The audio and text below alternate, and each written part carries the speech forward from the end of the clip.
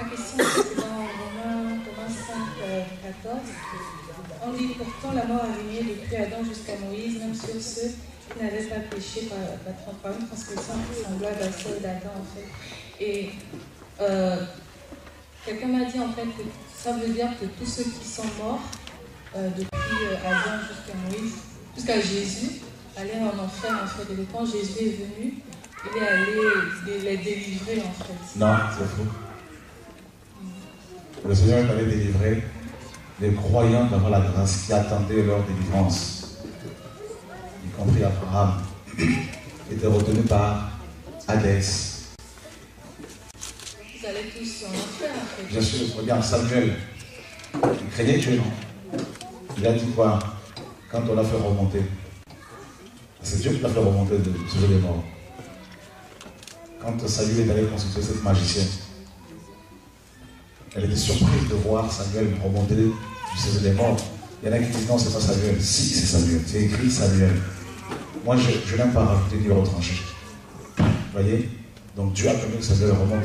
Comme Moïse était remonté. Tu vois, non? Donc Samuel dira, alors que Samuel ne craignait pas Dieu, Samuel lui dit, demain tu seras avec moi ici. C'est écrit. Vous l'avez jamais lu ça, non? Vous n'avez jamais lu ça? Lisons là. N'hésitez pas de me bombarder avec des questions. Il ne faut pas avaler pour avaler. Vous voyez? Vous risquez d'avaler un os, c'est pas bon.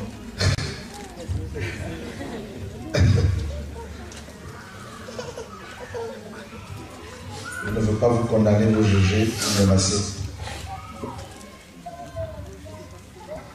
Alors nous sommes dans le livre de Samuel. 1 Samuel, chapitre 28.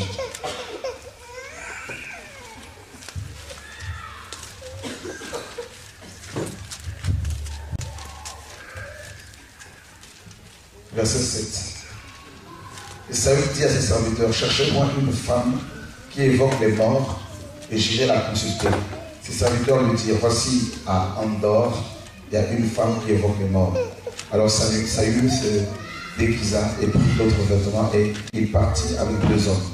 Ils arrivèrent de nuit chez la femme. Saül lui dit, prête-moi l'avenir en évoquant un mort et fais-moi monter celui que je te dirai. La femme lui répondit, voici, tu sais que Saül a fait, ce que Saül a fait, comment il a retranché du pays ce qui évoque les morts, et ceux qui prédisent l'avenir, pourquoi donc tends-tu un piège à ma vie pour me faire mourir? Saül lui jura par l'Éternel en disant, l'Éternel est vivant, il ne t'arrivera point de mal pour cela. La femme dit, qui veux-tu que je te fasse remonter? Et il répond, vraiment monter Samuel. Lorsque la femme vit Samuel, lorsqu'elle a vu Samuel, elle poussa un grand cri et elle dit à Saül, pourquoi m'as-tu trompé? Tu es Saül. Le roi lui dit, ne crains point, ne crains rien, mais que vois-tu? La femme dit à Saül, je vois un Dieu qui monte de la terre. Qui monte de la terre. Donc Samuel, quand il est décédé, bien qu'étant prophète, il n'était pas monté parce que le ciel n'était pas encore ouvert. C'est pour cela que la Bible présente Jésus-Christ comme le chemin. Vous comprenez? Quand Adam est tombé, Dieu avait mis 2 anges avec 2 épées flamboyantes pour fermer l'accès de l'arbre de vie. Vous comprenez? Donc l'arbre de vie, c'est Christ, c'est Jésus, c'est le ciel. Donc l'accès du ciel était fermé, l'accès du trône était fermé. Et c'est pour cela que tous les prophètes qui mouraient, tous ceux qui sont morts avant, après Adam, y compris Adam, tous étaient retenus sous terre.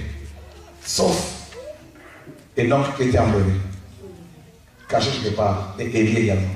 Mais les autres, tous retenus par le Dieu Hadès, l'enfer.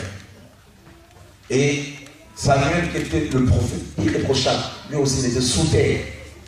Et tout le monde attendait que le ciel soit ouvert. Oh, que Dieu nous garde. Que Dieu soit béni pour Jésus-Christ. Alléluia. Et la Bible dit,